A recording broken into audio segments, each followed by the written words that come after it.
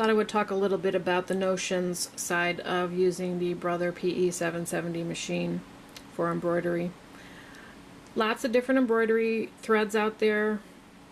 I so far have really not seen any that I found were breaking more than others in the machine. I think the breakage, if it happens at all during a design, is based more on probably the design itself. And that means that if you have areas that are really heavily sewn, you're more likely to break thread if there's some tension issues going on or something. I have had it happen a couple of times. I really couldn't figure out why it happened.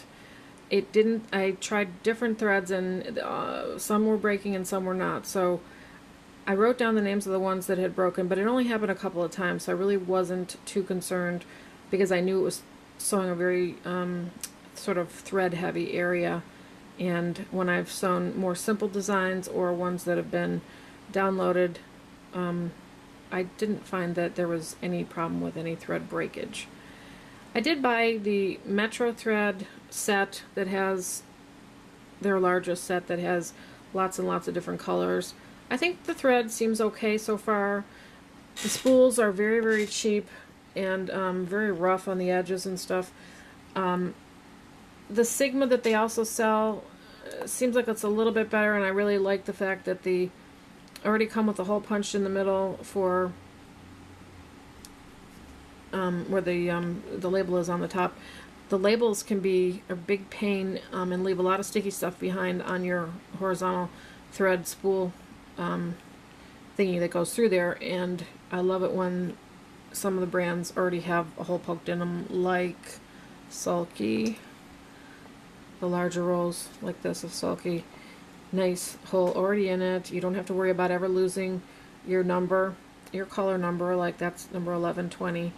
And it's exceedingly important, no matter what, that if you lose the stickers on the top ends of your roll of thread, that you, well, first of all, that you don't lose them, but if you think that you're going to lose them or you have to cut them off or cut them partially off and they might come off later, make sure that you just take a marker and write on the edge of your spool what the color number is, because once you separate that those two things, you're going to be lost without knowing what color it is that you have, unless you're just using a couple of basic colors. But when you have a lot of thread, you really need to make sure that you record what the color number is on here if you think there's a possibility that this tag might come off. Now, some of the manufacturers are very smart and they just print it right on.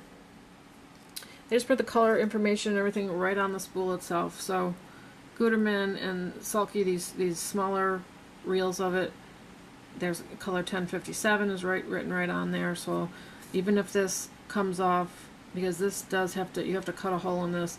I wouldn't recommend just punching through on the top, sort of like we did in the old days.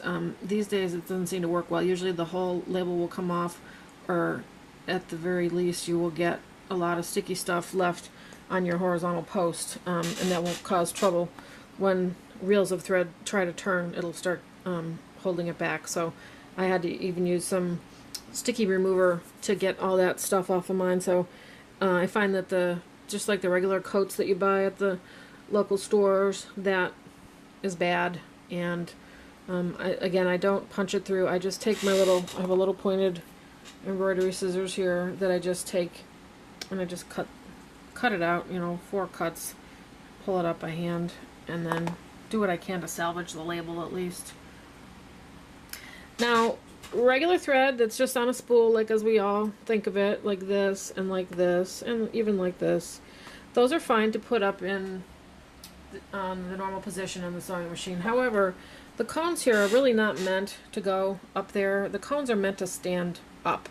So the cones obviously hold more threads. If you're doing a lot of embroidery or you get a good deal, like the Sigma and the Metro threads are very inexpensive. Those 1,000 meters this one is, and so they're going to last a long time, but they also are going to not be able to be used like this. Now, actually the Sigma, for some reason, I was able to use up here. The Metro, however, do not ever try to do that because it won't work. These plastic edges here are so rough that the thread just gets caught up and it stops, and it's kind of a disaster. So what I've decided to do is to go with a method that I read about online. Very simple. You can get a thread stand if you want, or if you already have one, you can use the thread stand so it just sits flat horizontally or vertically. But what I do is I just took a little cup here. Someone mentioned this online. It was a simple way to do it and much cheaper than buying a stand. Just drop it in, and it really feeds it very nicely off of this. You really don't need anything more than that. The only other trick is to get a good path so that as the thread, comes up and over, you're not gonna get caught up on anything. So the path that I found on this, I just keep the cup on the right hand side, kind of to the right of this vent here. I just go up and over right behind these two bobbin winding posts. So I just put it behind there, basically, behind the metal of this, and just underneath here. And then I just bring it over and I just thread the machine the normal way I would. So really, it's still in a very similar horizontal path as if it were laying here. It doesn't seem to get caught up on anything here. Feeds very nicely, and feeds right off the top, and I solved the problem completely. So if you have any of the stand-up type spools, the best thing to do if you want to keep it simple, just put it in a cup over there and thread it the normal way. If you get a lot of thread, you're going to need a place to keep it, and I found that the over at Amazon they do sell, and a lot of people complain about the quality, and it's true the quality is not great because it's basically a little wooden stand with little pegs sticking out of it, and you can't really use it with the stand because it is very rickety and it would just fall over. So anyway, I just unscrewed the legs of the stand, and then I mounted them on the wall. I have 3 of them here across, and you can organize it however you want. I have it organized just for my own sort of the way I look at things in similar shades together. And some of the Sigma rolls have to be put on kind of upside down because they really don't stay on the other direction. So those are probably the worst for hanging on these racks.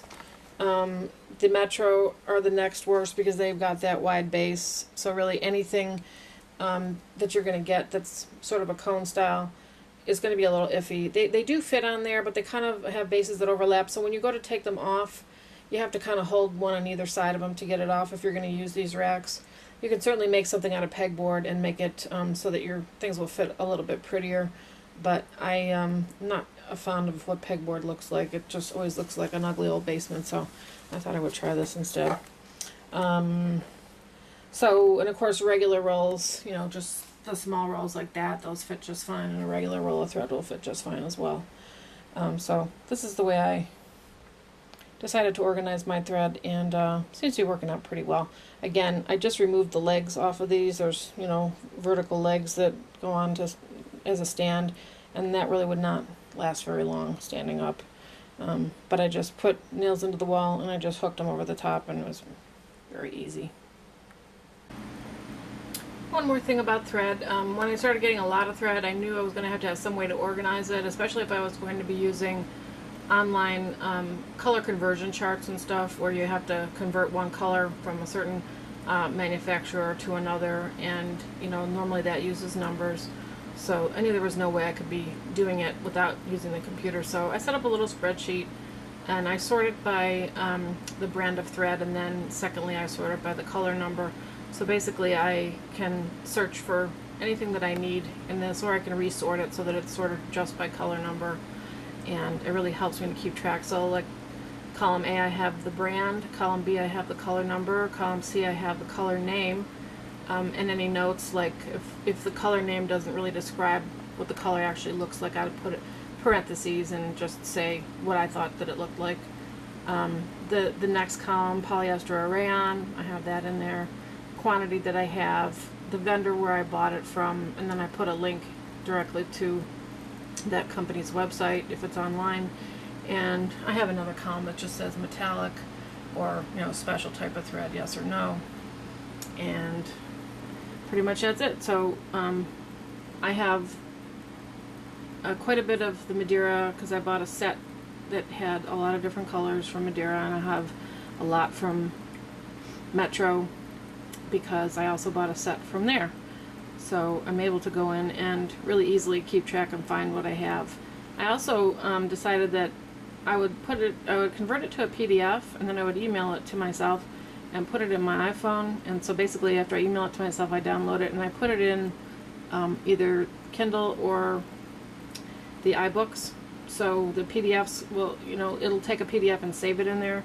So basically, you can, if I'm out somewhere shopping and I see a thread that I want, but I don't know if I have that color, I can just open up my phone, open up that PDF, and then search through this whole list. And I just try to keep it up to date if I make any changes and add any new threads to it. So it's one more thing you might think about trying to keep track of your thread is using an Excel spreadsheet, a very simple one, just to be able to list everything that you have. Okay, I hope that might be of help for you. Take care.